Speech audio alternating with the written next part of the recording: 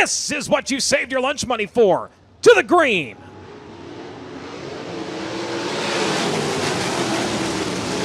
Gonna dash off into turns 1 and 2. Look out. Kevin Thomas Jr. like a dog in a hydrant. Got the left sides up, brought it back down.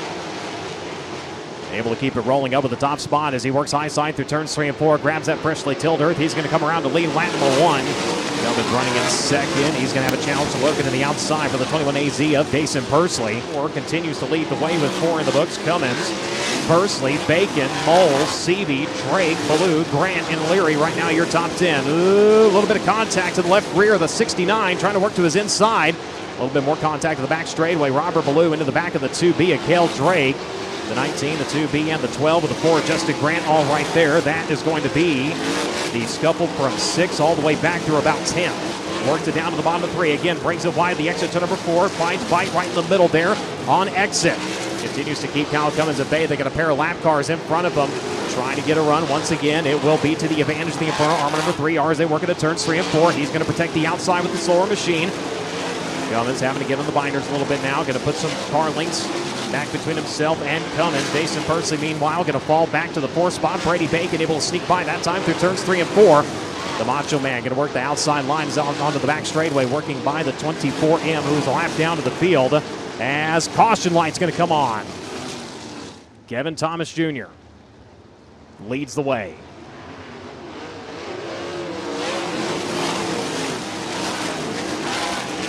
Cummins on the outside, going to try and take advantage of the restart. Better bite on the bottom for the driver of the 3R. A little bit of an issue further back in the field. Everybody gathers it back up, and we stay green. Kevin Thomas comes around and click off lap number 12. Cummins again tries the outside, has a good run right through the middle of 1 and 2. That time, equally matched against the 3Rs. They work into the back straightaway.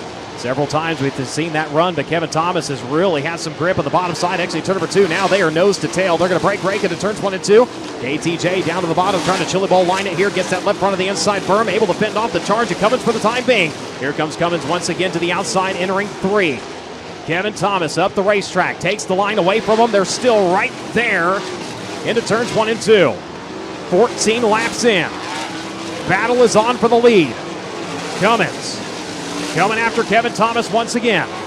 KTJ off of the bottom again across the racetrack. Now they're going to swap lines maybe into the turns 1 and 2. Maybe not.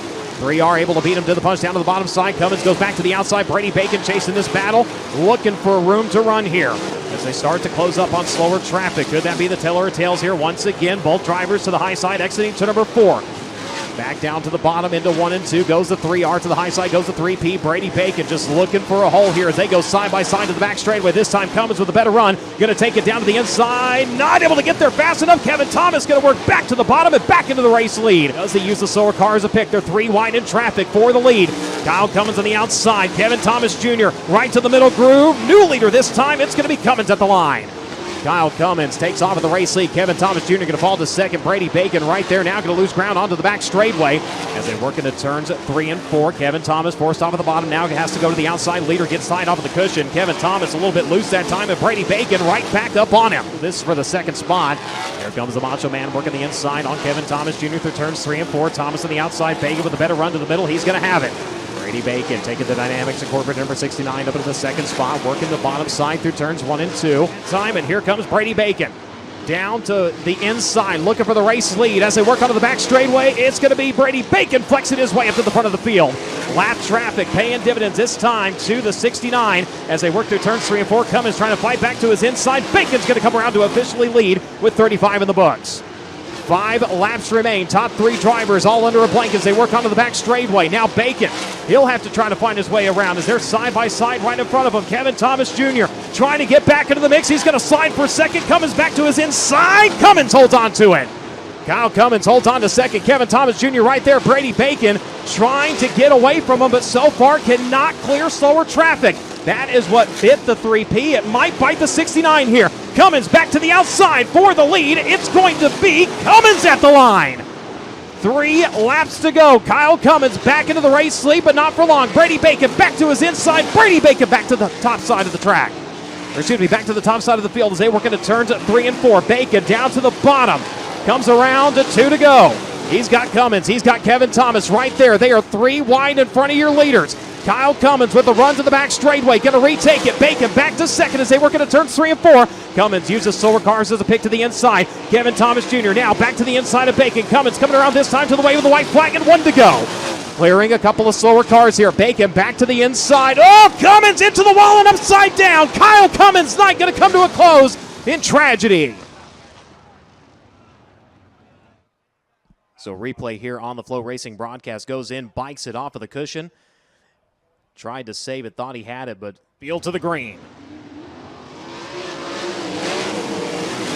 Bacon going to protect the bottom of the restart. Percy going to step out. The 21AZ tries to grab the cushion. The exit to number 2, Kevin Thomas Jr. Good launch onto the backstretch. Holds on to the second spot. Here comes Pursley on the outside. Bacon now going to switch grooves up to the high side in turns 3 and 4. Kevin Thomas down to the bottom to the wave of the white flag and 1 to go. $10,000 on the line, and the red light's going to come on.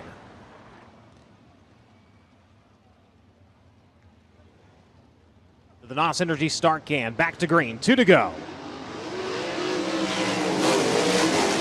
Good restart for the 69. Able to jump out a little bit here. Up to the high side goes Dason Pursley. Trying to grab some bite here onto the back straightaway. Hangs right with Kevin Thomas Jr. He's got CV chasing along with Moles. Into turns 3 and 4. Bacon up on the outside of the Speedway. Thomas down to the bottom. Bacon going to come around to 1 to go. Protects down to the bottom at turns 1 and 2. Thomas likewise. Now CV up to the outside. Trying to get back up by the 19M. Trying to get up to third here as they work into turns 3 and 4 for the final time. Checker flag going to drop in this one. $10,000. And the title of champion of the Wingless Short Track Nationals belongs to Brady Bacon. As he will climb to the top of the race car. Race fans, let him hear it. The Macho Man. Thank you so much, Brian. You talk about career win 58. That now puts him within 4 of tying the People's Champ Dave Yarland for the most all time. And Brady, you started third. You stayed in third most of the race, and then KT and Cummins got racing hard in traffic, and it seemed like you reeled him in all at once. Did that surprise you even, how fast you reeled those guys in traffic?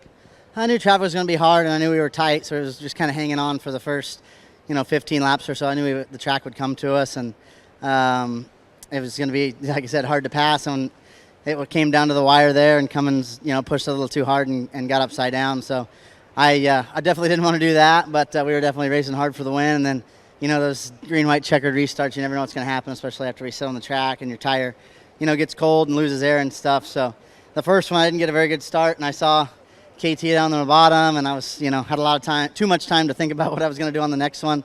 But obviously we made the right choice and was able to stay out in front and get the win. So good to win here, a little closer to home than I'm used to. Thanks to all the fans for coming out, Tim Crawley and his family for all the improvements they've done here and for bringing USAC out. And I'd like to wish my daughter an early happy birthday. She's got a birthday in a couple days, so hopefully they're watching Levany, Lindley, Lowry, and my wife, Ciciana. So happy birthday to her, and I can't wait to get home, and makes it a little better with a $10,000 check.